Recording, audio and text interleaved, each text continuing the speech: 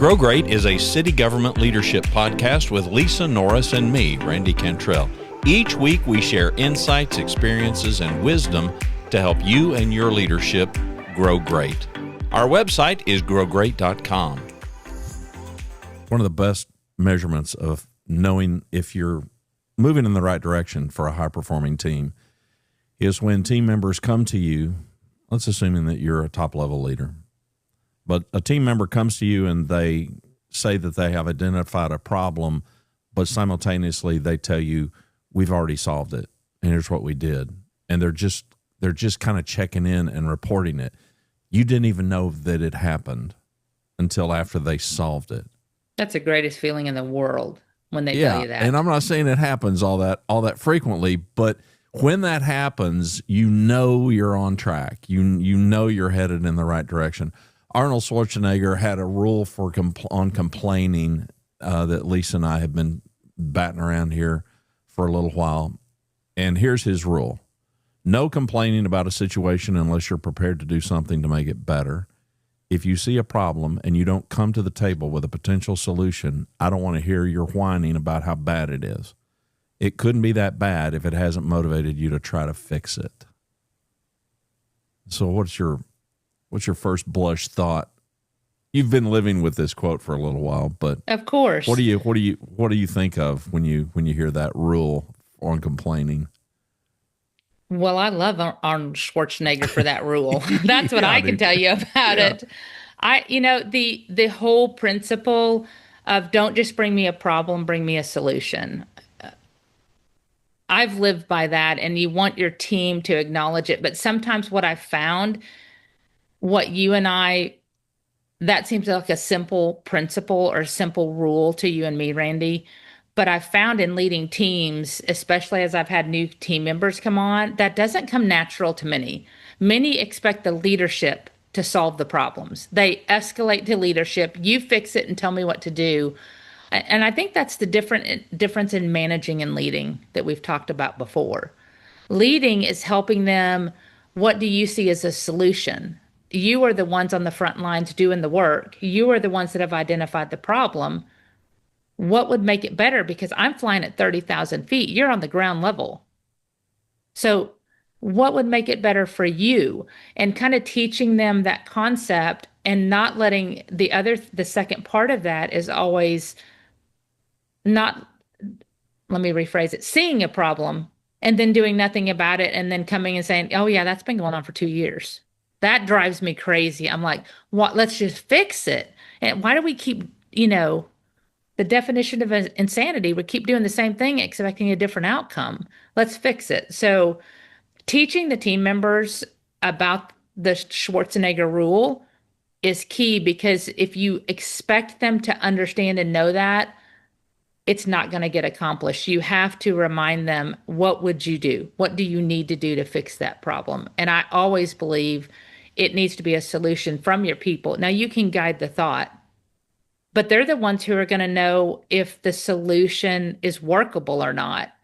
And the only other aspect to that I've found is you do have to help guide thought, bring it back to me, and I'm going to ask questions, because sometimes they'll fix it with what worked for them, but they sometimes don't see strategically the impact to other teams, other team members, other business units outside of our organization. Like, let's say it's our finance team that are our partners. So I sometimes have to guide thought around, okay, that's a great start.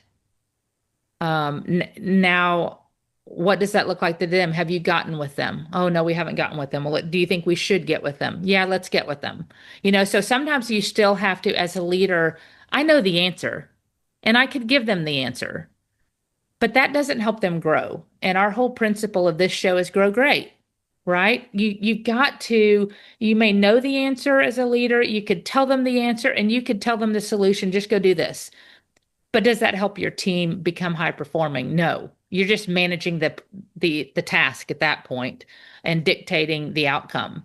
And that's not where we want to be as leaders. I think too many people feel like the complaining part is the solving part. Like, yeah. I'm going to complain to the boss, and I feel like that's my contribution to the solution. So I've let them know, to your point, I've handed it off. I mean, I've been complaining about this forever, and they're not doing anything about it. And so, we're just kind of robbing ourselves of potential power. There aren't many. And I'd even say versus power influence, right? Well, We have an power in the ability to sense of authority to change it is how I mean it, because people feel like, and that was the reason for my pause. I have not encountered very many situations that could not be handled at substantially lower levels in the organization, but for whatever reason, people don't even take the power that they've got. And I understand that we can have some cultures and maybe there's a lack of trust. So the way that I started this was a team member coming to a leader, a high-level leader, and saying, hey, boss, we encountered this problem, and here's what we did to solve it, just giving you a heads up, which I don't know any leader worth their salt that wouldn't be just tickled pink to have that kind of an encounter with a team member.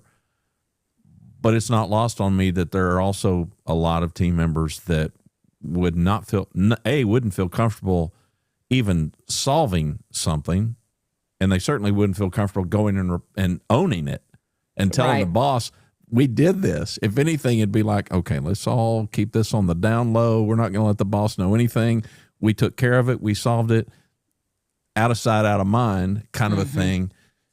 So I get that there's a lot more complexity to this, but I do agree with Arnold's rule, because venting, and there's a place for venting.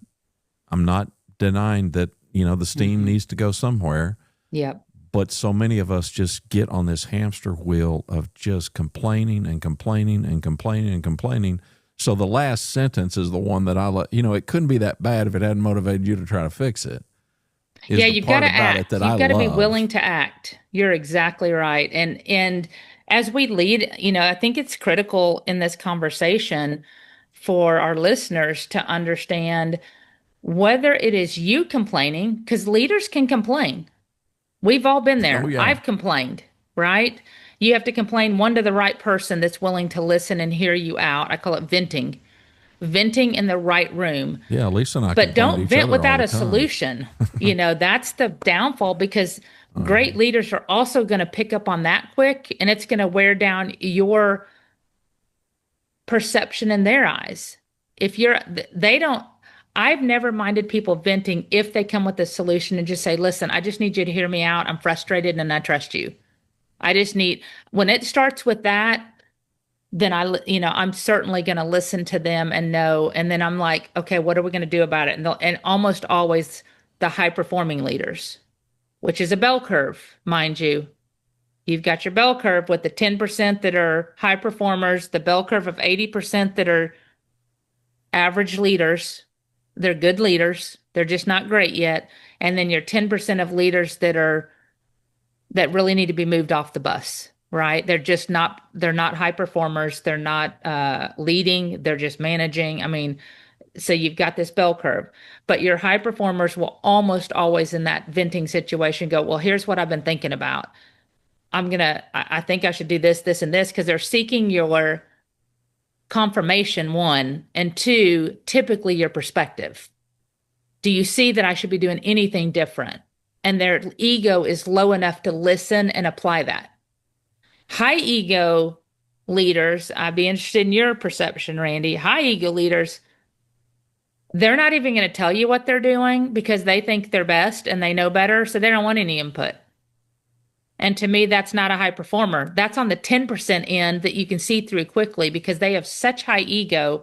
They think their way is the only way. That's the only way that's right. I don't need anybody else telling me what to do because I got this. And typically they don't got it. you know, they don't have it. They don't know what's best. They aren't listening to their customers. So there's kind of the flip side. But your high performers are going to want your input, want your confirmation that they haven't missed something. And then the last piece of that is they do it. They do something about it. They apply that quickly. They don't sit on it. They don't wait. And I always appreciate that as a leader. And that's where not only with the leaders you're managing and leading, but with the workers, your leaders are leading, you need to make sure you're impressing upon them how to help people be curious to help their team learn to become a high performer. And that's often missed, I feel. Leadership just wants to tell you how to do it to get it done. And I understand that because that gets you from A to B faster. But it's not helping the team grow and become better team members. And that's what I think counts from a leadership perspective. You've got to grow your people to become great, not just you. You've got to grow your leaders underneath you to become great so they can take your place and advance or go out to another organization and help them become great. We have to create our bench strength through great leadership into the principle. Teach them, yes, you can vent safely, but you got to have a plan. Don't come into me without a plan, and teach them quickly. If you don't have a plan, don't vent. But there's the rub. I think high performers, in my experience, all high performers, without exception, the complaining is a means to an end. The complaining is simply the venting that precedes the solution or the quest to find a solution. Right. I mean, in your example, somebody comes and says, "Hey, I trust you. I just need to vent for a minute." But, I'll ask, do those interactions end on that note, or do they end with, here's what I've done so far, here's what I'm doing, here's how I'm trying to fix this, what might I be missing? For a high performer, it always ends with that. I have not had a different experience. I mean, either. The bell curve, the average and low performers, they're coming to you hoping you fix it, and you've got to train them. You've got to train them on your expectations of, no, you and your team come up with a solution and let me know. Run it by me. And to your point, when you ask them, in my experience, when you ask them, well, what have you done so far? Largely the answer is nothing. That's correct. They haven't. I'm just complaining about it. They're used to somebody else fixing it. Yeah. They want somebody else to fix it. And sometimes what I've found, you're in the private world, I'm in the public world. Sometimes what I've found, one, they're a new leader and they just didn't know to do it. And you coach them and it's fixed. They start doing that from that point forward, knowing your expectations. But the vast majority, when you're working, they may say, well, can you just tell me what you need me to do? Tell me what should I do? Or they'll say, oh yeah, that's great advice. And then I'll meet with them 2 weeks later and say, okay, about that situation, like they won't bring it up again. And I take studious notes, because I've got so much going on. I have to go, okay, from this update, here's the things we talked about. And I'll go back to those notes and say, okay, you didn't mention, what about this? What about this? What about this? And the ones that they'll hope that you didn't take notes on it, or they hope you don't ask about it, and they'll say, oh, no, I haven't had time to address that. Well, we're 2 weeks out. When do you plan to address it? Well, they haven't thought about that either. So you've got to hold them accountable to recognize your expectations are, you will solve for this. You can't tell me about something that's a problem for you and your team and not solve for that for you and your team.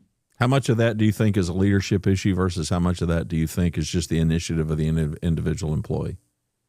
I think 80% of it is a leadership issue.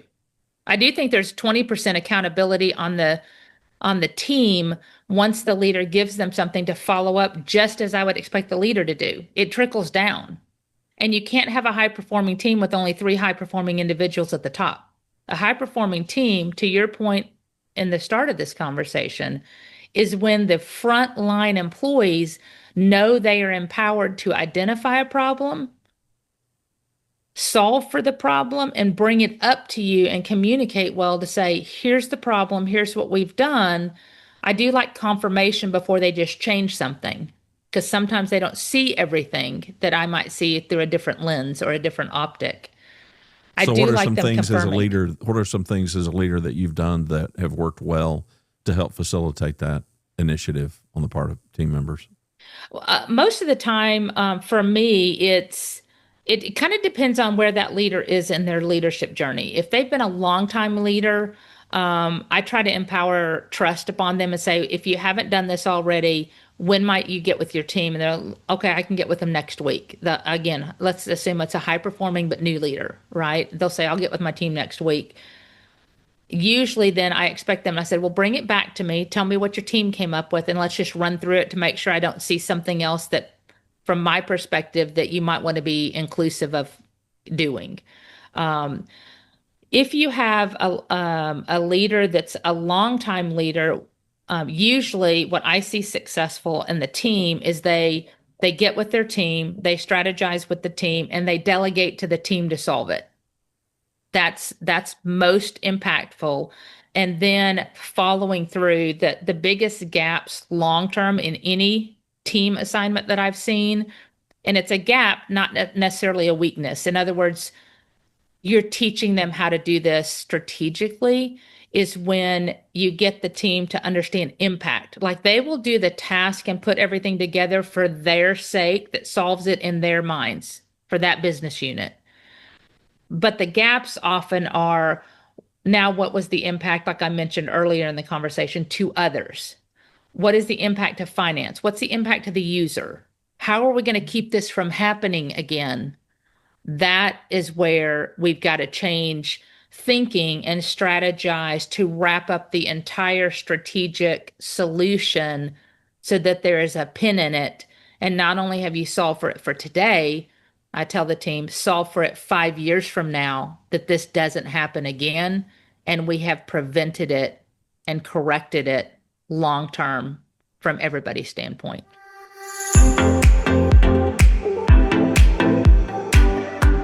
Thanks for watching and listening to Grow Great, the City Government Leadership Podcast.